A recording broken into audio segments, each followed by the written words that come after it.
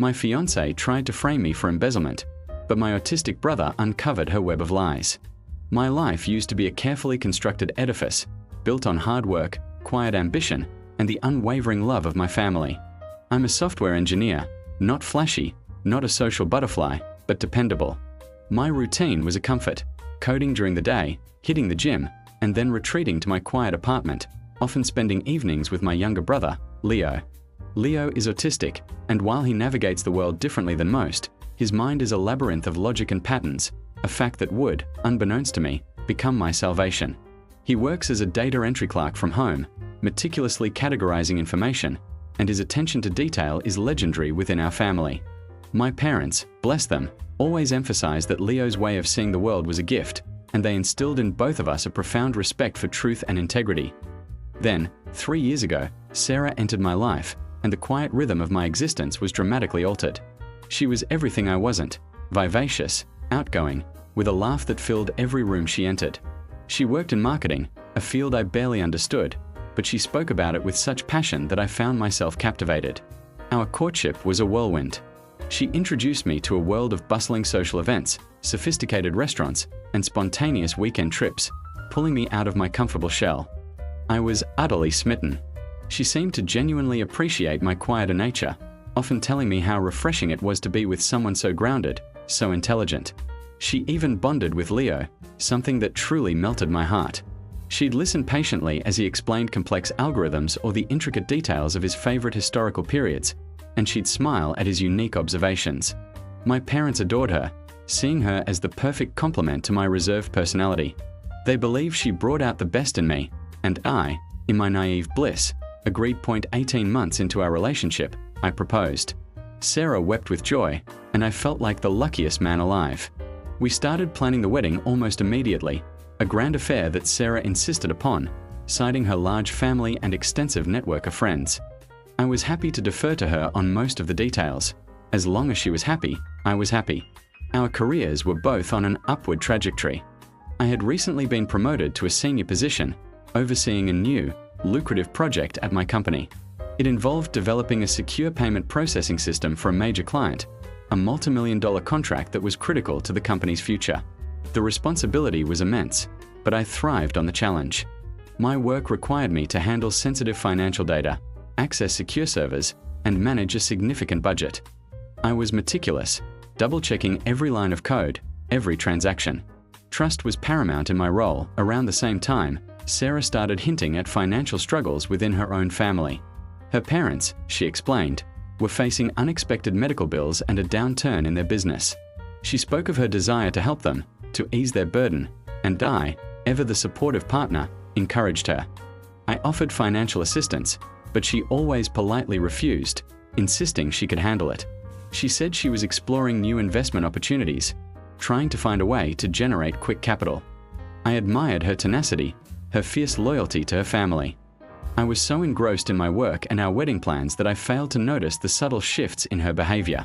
She became more secretive about her phone, often taking calls in another room, her voice hushed. She started asking more specific questions about my work, not just general inquiries, but detailed questions about data encryption, transaction logs, and internal auditing procedures. I attributed it to her natural curiosity, her desire to understand my world better.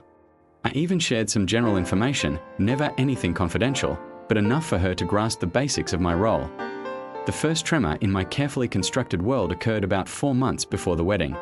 My company's internal auditors flagged a series of discrepancies in the project's financial records. Small at first, almost negligible, but enough to trigger an alarm.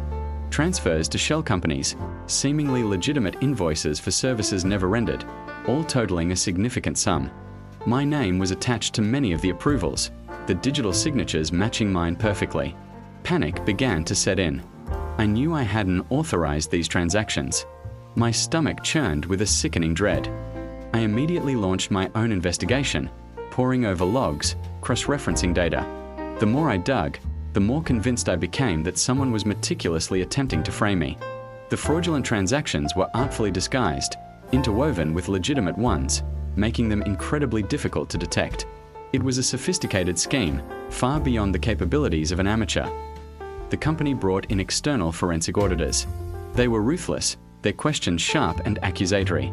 My access to the project was suspended, and I was placed on administrative leave, effectively exiled from the very work that had defined me.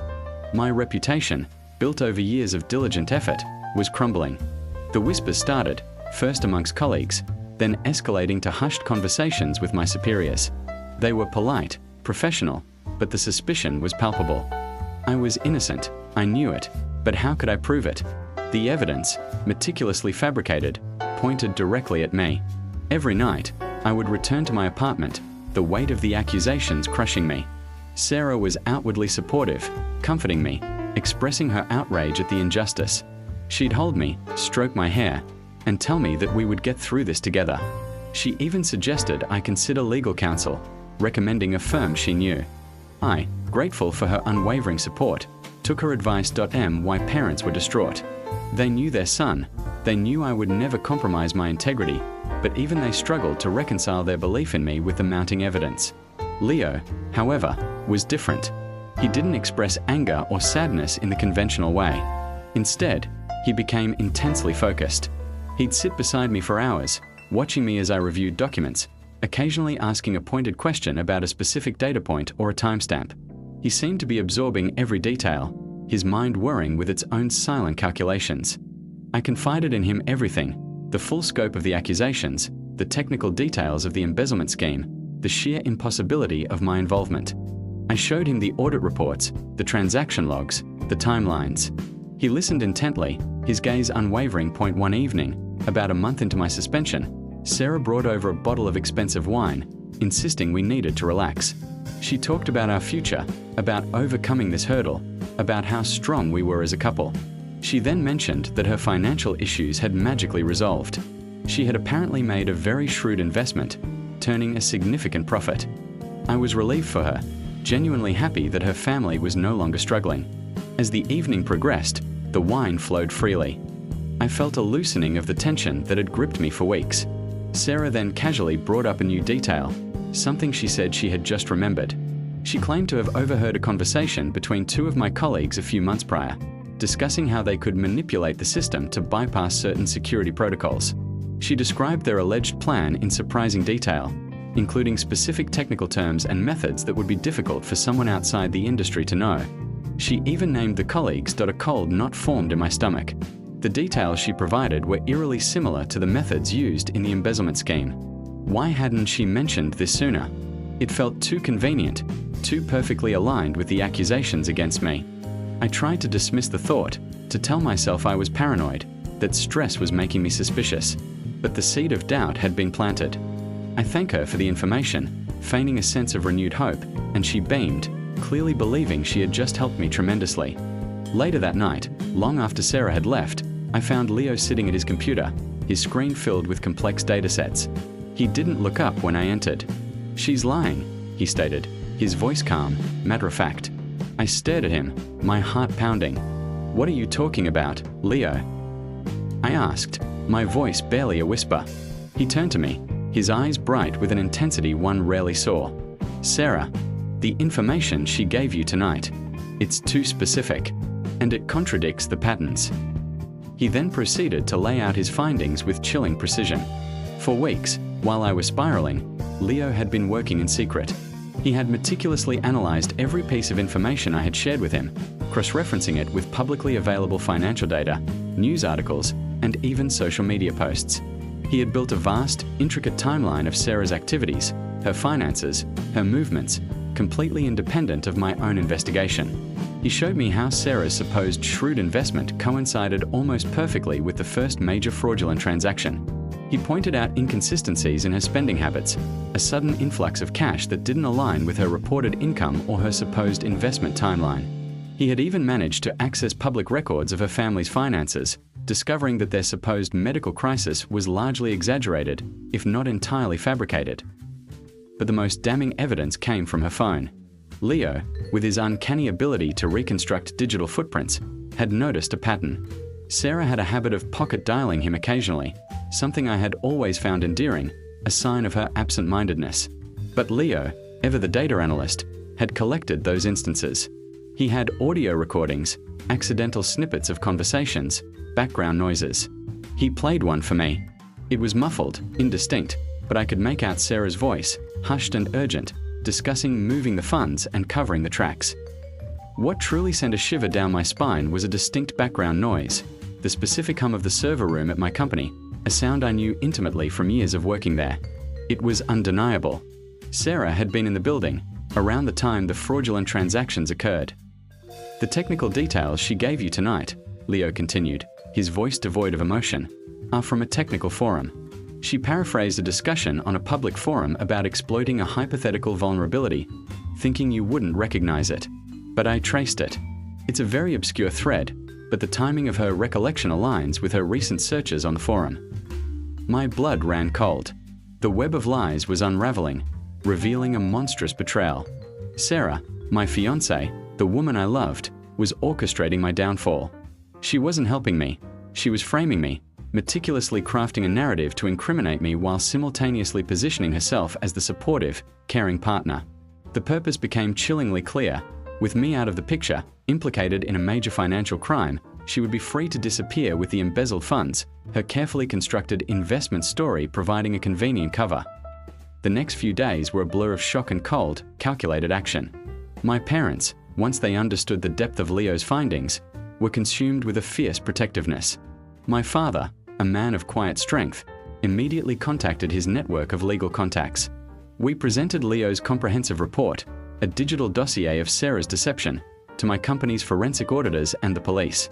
Their initial skepticism quickly evaporated as Leo walked them through his findings, his logical explanations cutting through the noise of Sarah's carefully constructed narrative. The evidence was irrefutable. The phone recordings, the financial discrepancies, the digital breadcrumbs, all pointed to her. The police acted swiftly. Sarah was arrested 2 days later. She had been planning to leave the country that week, having already purchased a one-way ticket to a non-extradition country, another detail Leo had uncovered. The total amount embezzled was over $5 million, money she had systematically siphoned off from my project, routing it through a labyrinth of shell companies and offshore accounts. She broke down during questioning, eventually confessing to everything. Her motive was pure greed, fueled by a deep-seated resentment of her family's perceived financial struggles and a desire for a life of extravagant luxury she felt she was entitled to. She had seen my access to company funds as a ticket to that life, and she had coldly and systematically plotted my ruin to achieve it. The medical bills and business downturn were all a facade to gain my sympathy and deflect any suspicion from her sudden wealth. The aftermath was a storm of public scrutiny and personal devastation. My company, realizing I was a victim, reinstated me with a formal apology. My name was cleared, but the emotional scars remained. The trust one had so freely given was shattered. The image I had of Sarah, the woman I was going to marry, was irrevocably tainted by the ugly truth of her betrayal. My parents were furious, their disappointment in Sarah profound. They blamed themselves for not seeing through her charade, but I reassured them it wasn't their fault. She was a master manipulator. Leo, however, remained unfazed by the drama. To him, it was simply a complex puzzle solved, a logical conclusion reached. He was my quiet hero, the unsung architect of my vindication. He didn't seek praise or recognition. His reward was the satisfaction of truth revealed. His ability to see patterns where others saw chaos, his unwavering focus on facts, had saved me from a fate that would have destroyed my career, my reputation, and my very freedom. I am eternally grateful for his unique mind, a mind that society often misunderstands, but which, in my darkest hour, shone brighter than any spotlight. The wedding, of course, was cancelled. The lavish plans she had so meticulously crafted now seemed grotesque, a monument to her deceit. I liquidated our shared assets, severing every tie I had to her. The legal proceedings against her are ongoing, and she faces a lengthy prison sentence. I've started therapy, trying to process the trauma of the betrayal. It's a long road, rebuilding trust, especially in myself, for having been so blind. But I'm surrounded by the unwavering love of my family, and I have Leo, my brilliant, unassuming brother, who reminds me that even in the darkest corners of human deception, truth, if sought with diligence and an open mind, will always find a way to emerge. I'm learning to appreciate the quiet comforts of my life again, the genuine connections, the steady rhythm of existence that I once took for granted. And I'm learning to trust my instincts and the quiet wisdom of those who truly love me, especially my extraordinary brother.